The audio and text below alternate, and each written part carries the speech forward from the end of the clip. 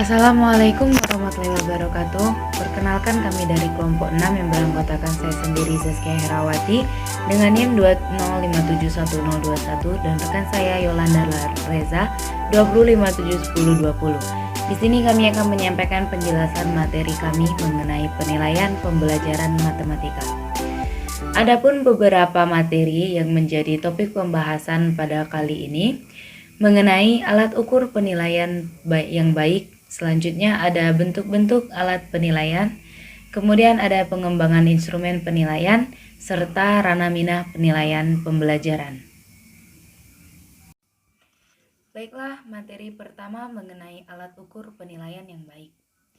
Penilaian pembelajaran perlu dilakukan secara menyeluruh, secara berkesinambungan, yang mencakup penilaian terhadap proses belajar dan penilaian terhadap hasil belajar.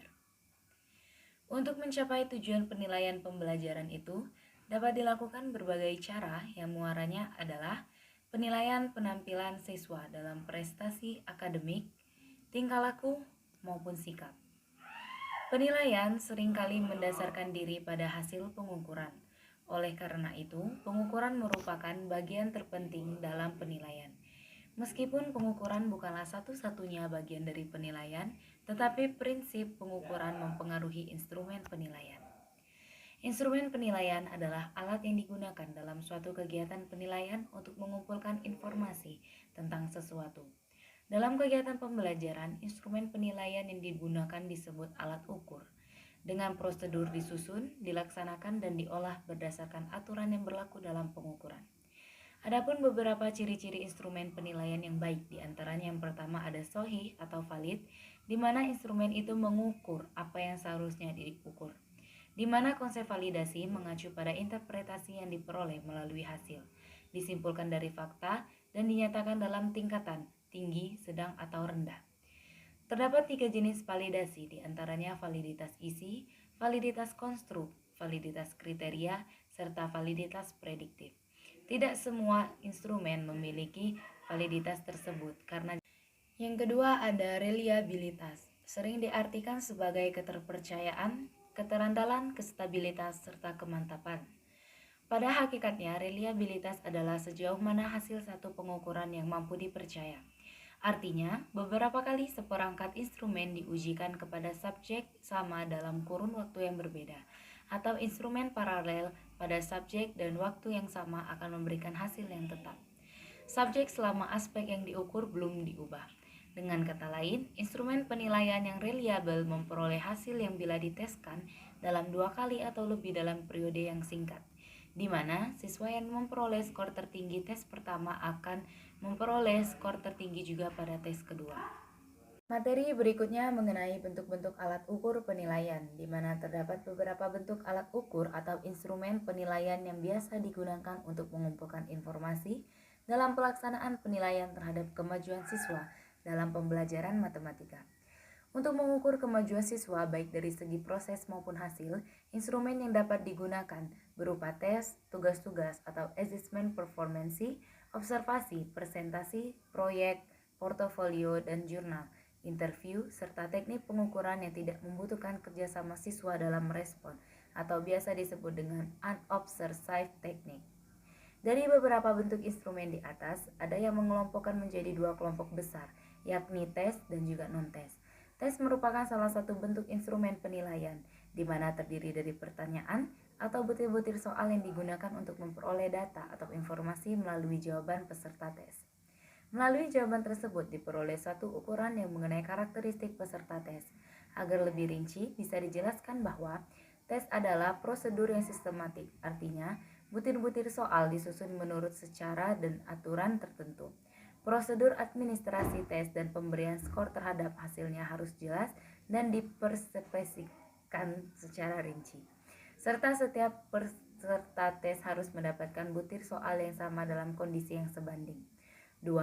Tes berisi sampel perilaku, artinya kelayakan satu tes tergantung pada bagaimana butir-butir dalam tes mewakili secara representatif kawasan perilaku yang diukur.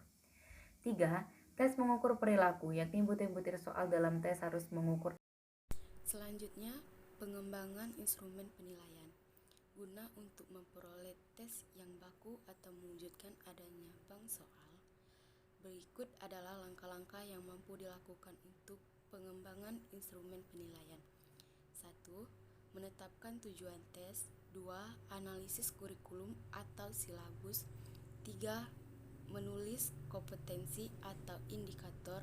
4. Menyusun atau membuat soal. 5. Uji coba. Adapun tujuan penilaian pembelajaran matematika. 1. Mampu mengkomunikasikan kemampuan dalam memahami simbol matematika. 2. Memahami, membuat, merumuskan, menafsirkan, serta menyelesaikan model matematika. Ketiga, menyusun bukti atau menjelaskan gagasan dan pernyataan matematika.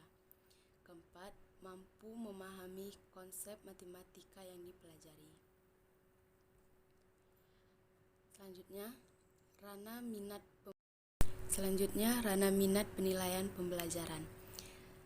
Terdapat 4 penilaian pembelajaran, yakni perihal kognitif, afektif, dan psikomotorik. 1. Penilaian proses pembelajaran berlangsung pada setiap pertemuan dan beberapa pertemuan berikutnya sampai selesai. Dipelajarinya 1 kompetensi dasar oleh siswa. Penilaian proses pada setiap pertemuan dapat dilakukan pada awal, tengah, atau akhir pertemuan. Setiap penilaian ini menjadi acuan bagi guru dalam menentukan langkah pembelajaran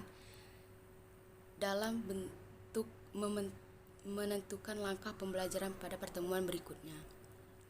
2. Penilaian hasil belajar dilakukan minimal setelah 1 kompetensi dasar dipelajari. Fokus penilaian tidak harus pada semua indikator pencapaian kompetensi yang telah ditetapkan, namun dapat dipilih yang berkesan dengan indikator esensial dan mencerminkan hasil akhir pencapaian kompetensi dasarnya. 3. Penilaian ranah afektif dengan teknik pengamatan oleh guru dapat dilakukan pada setiap pertemuan atau beberapa pertemuan sekali. Minimal pada setiap pembelajaran 1 kompetensi dasar harus ada pengamatan afektif dengan teknik laporan diri oleh siswa yang dapat dilakukan melalui pengisian anket secara anonim. Hasil penilaian afektif dengan laporan diri dapat digunakan untuk bahan pembinaan secara klasikal. 4. Penilaian pada ranah psikomotorik dilakukan dengan kombinasi tes dan pengamatan oleh guru. Penilaian dapat dilakukan pada setiap proses atau akhir pembelajaran suatu kompetensi dasar, tergantung pada kedudukan kemampuan psikomotorik yang dipelajari